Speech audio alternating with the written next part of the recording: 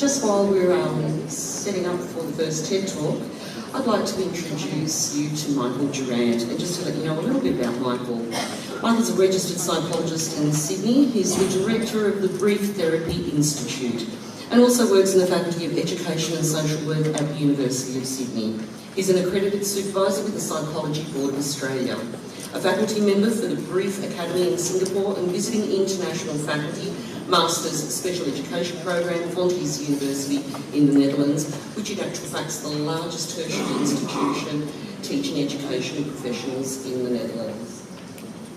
Michael's conducted training extensively on solution-focused brief therapy and a strengths approach in Australia, New Zealand, Europe, Southeast Asia and America, and has been often invited as a keynote speaker at a number of international conferences of therapy and educational professionals. He's the author of 4 published books and numerous professional articles. Ladies and gentlemen, please welcome Michael Durrant to the stage.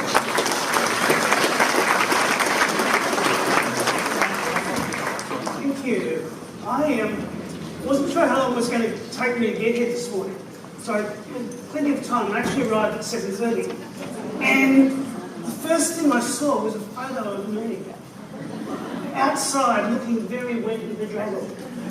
So I'm not sure what that means for the day.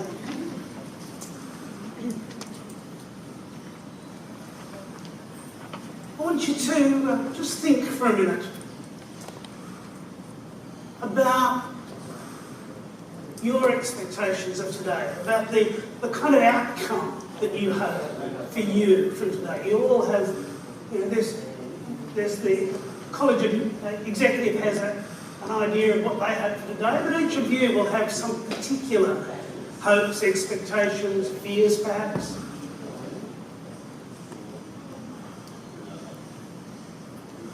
Now, the three of us, we work professionally. Lynn and I are psychologists. Jason works as a consultant and trainer. We're not teachers. Lynn and I are both married to teachers, and Jason escaped from being a teacher. But what we spend our time doing, whether it's in counselling or in consulting or facilitation, what we spend our time doing is helping people change. Helping people change the way they feel, the way they behave, or the way they relate, or the way they work. Which is what you do lots and lots and lots of times every day. You have conversations with students that are all about helping them change. So today is not about teaching you how to do counselling the way that we do it, or facilitating the way we do it, but it's saying what can we take from that and apply to the kind of conversations that you have. So I want to start in the counselling room and then move out of there. Let me tell you about Troy. Troy was a little younger than the students that you deal with. Troy's situation was that the first day of every school holidays, he was really excited about all the things he was going to do during the holidays. The second day of every school holidays, he would start to say to his mum things like, what if the teachers don't like me when I go back to school? What if the other kids don't like me? What if the teachers think I'm stupid? He would start to feel anxious about going back to school. The third day of the holidays, he would start to feel nauseous, and the fourth day of the holidays, he would start vomiting. And he would vomit the whole holidays. The first time this happened, after he'd been vomiting for a few days, his parents took him to the doctor and he said, oh, it's probably a bit of a stomach bug, it'll go away. And it did. It took about 2.5 weeks. And then he was fine. He was getting on well with other kids, doing well at school. Next holidays, exactly the same thing happened. His parents took him back to the GP. He said, gee, that's bad luck, isn't it? Stomach bug, 2 holidays in a row. Look, it'll probably go away. It did. It took about 3 weeks that time. By the time I saw Troy, this had happened 9 school holidays in a row. And there'd been a whole lot of professionals involved who had various different ideas about what this problem perhaps was, about trying to get to the bottom of what it was that Troy was suffering from. Now, as far as I could tell, Troy's parents were pretty good. They were appropriately supportive and sympathetic, but they were also appropriately firm. So the first day of every school term, he was too sick to go back to school. The second day of every school term, he was too sick to go back to school, but they would get him there anyway. They had an arrangement with the school that, even if he spent the whole day on sick day, they'd get him there. And what would happen is he'd go to school, he'd go to sick day, and then, the second day he'd spend 10 minutes in class, and the next day he might spend half an hour in class. And by about the end of the second week of term, he was back in class and he was fine. When I saw Troy, it was about week 5 of term. He was fine. And you know what your average 10-year-old boy is like in terms of thinking ahead. So he wasn't thinking much about this. But his mum said, look, I wonder if you could teach him some strategies that he could use next time this happens. So I suggested that to Troy. He thought, yeah, that'd be good. I said, well, just remind me what happened last holidays. He said, well, first day of the holidays I was really excited about all the things I was going to do. And then the second day I started getting worried. And the third day I started feeling sick. And then the fourth day I just started vomiting. And I just vomited the whole holidays. I said, that's terrible. So what did you do during the holidays? He said, I couldn't do anything. So you couldn't go out or go to friends' play? No, I couldn't go anywhere.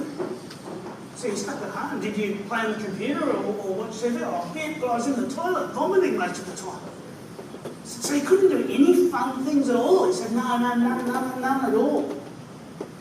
Oh, except when I went to see Harry Potter. Huh? Well, so, the new Harry Potter movie was out. I had to go and see that. I said, oh, couldn't you have waited till it came out on DVD and then you could set the TV up where you could see it from the toilet?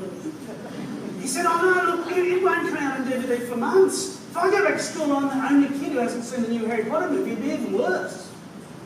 So he actually went to the movies, to the cinema to see it. Yeah. He said, oh, get a really big bucket of popcorn so he had something to vomit into. I said, no. So it must have been, you wouldn't have enjoyed the movie much. Oh yeah, it was real good. But you wouldn't have enjoyed it when you were worried so much about school. Oh, I wasn't worried about school. How did you do that? Oh, I just told myself not to think about it. You told yourself not to think about it. So look, there's this thing called cognitive behaviour therapy, CBT. There's a thing in CBT called thought stopping, which is about finding a worry or a thought that's getting in the way and telling yourself to stop it. I said, psychologists learn about that usually when they're doing your master's degree. You've come up with this all by yourself. It'll be really important. I'm going to have to get you to promise me that you won't tell anyone. Because there are all these psychologists out there who could be out of a job if word gets out. By this stage, this boy's sitting there going, I said, but you wouldn't be able to do it next holidays. Oh yeah, I could do it next holidays. So let's imagine that you can do it next holidays. What will happen? And we kind of went through almost rehearsing what the next holidays would be like. And next holidays he didn't vomit at all. And in fact, the last I heard was about 3 years later, and he had not vomited or had any other anxiety type symptoms. How did you do that? Let's imagine you do that again. Reflecting on strength and success and future or outcome focus. Einstein said lots of things. He thought that we typically we find something that doesn't work and we keep doing more of it. Now, so a solution-focused approach is about thinking differently. If you think about a good kindergarten teacher, a really good experienced kindergarten teacher, an experienced kindergarten teacher is always known, and sometimes you say to little Johnny, sit down and be quiet. Sometimes you say to little Johnny, haven't you got a lot of energy today? You can be my messenger to go to the office.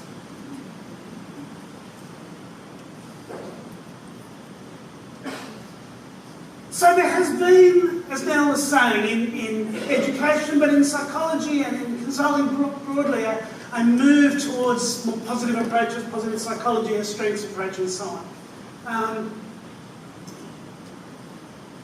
So thinking about the strengths perspective.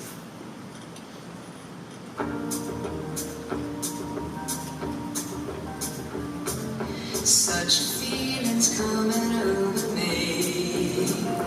There is wonder in most everything I see.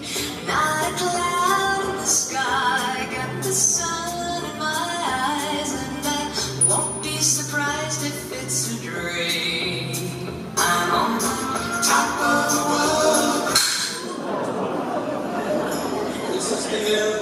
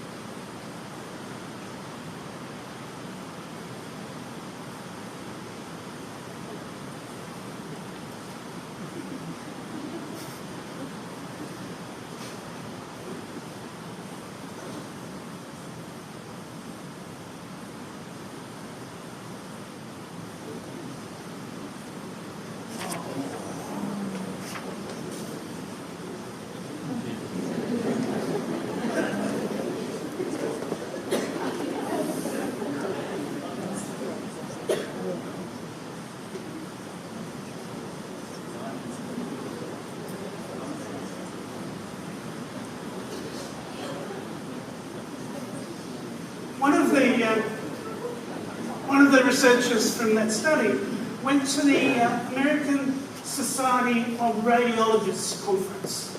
Radiologists spend their day looking at x-rays, looking at scans, looking for abnormalities. And he took along a number of scans of lungs. And on these scans, he had superimposed a gorilla. And he asked the radiologist to look at these scans and look for abnormalities. How many radiologists failed to see the gorilla? 83%. Which, if you go to your doctor because you're suffering from gorilla on the lung, is a little bit of a worry. And they were able to actually track where the doctors had looked. And you see a significant number of them had actually looked directly at the gorilla.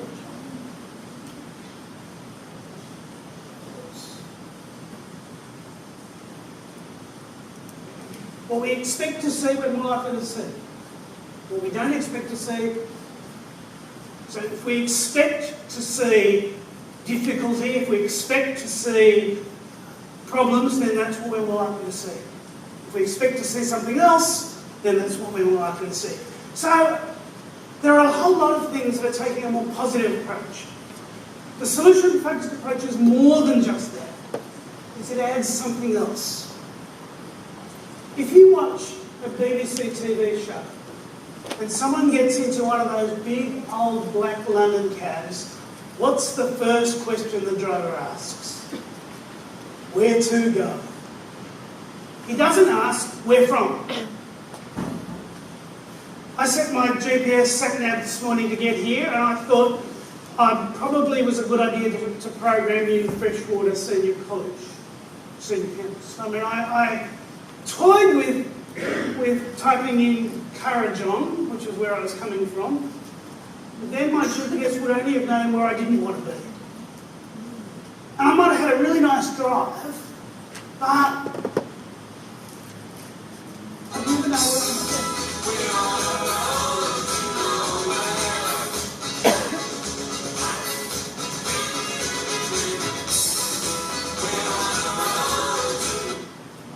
So, the solution-focused approach takes the positive stuff, but adds to it, where do we want to get to?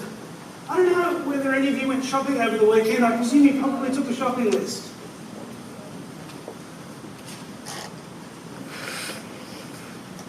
In psychology, traditionally, we've very often begun by asking, where don't you want to be?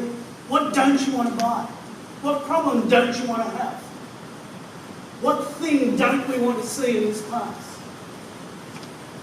So the solution-focused approach says, let's focus on positives, strengths, but do that in the context of what do we want? What's the destination we're headed towards? Think back to Troy.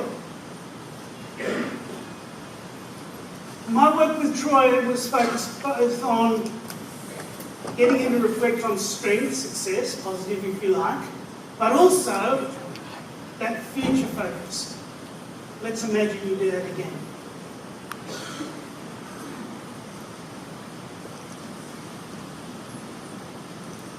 Let me tell you quickly about two teachers from the school that I did some work with. One of them was her year 11 English class. And she was saying, she said, you know, I was talking to this girl, I said, you didn't bring your book again. How many times do we have to have this conversation? And she said, as I was saying that, in my head I was thinking, how many times do I have to hear myself saying this? Did it not make the slightest difference? So she stopped. She said, you didn't bring your book today, so you'll have to do something else while the rest of the class and I go on to this. But when was the last time that you did remember to bring your book? Was that when we were doing that play at the end of last term? I think you remember to bring your book. How did you manage to do that? Or first year out science teacher was telling me about his year 7 at a year 7 laboratory class. And there was a group of girls at the back table and they were messing around. And this was a laboratory class. There were safety issues. You know, there were chemicals or whatever. So he said, you lot out. He said, then I went and turned the Bunsen burner off or whatever and got the rest of the class settled. Then I went out into the corridor and I said, look, girls, you know why I had to send you out, didn't you? Yes, sir. So we don't need to go over that? No, sir. So let's imagine that next week I don't need to be worried about tuning away class. What will be different?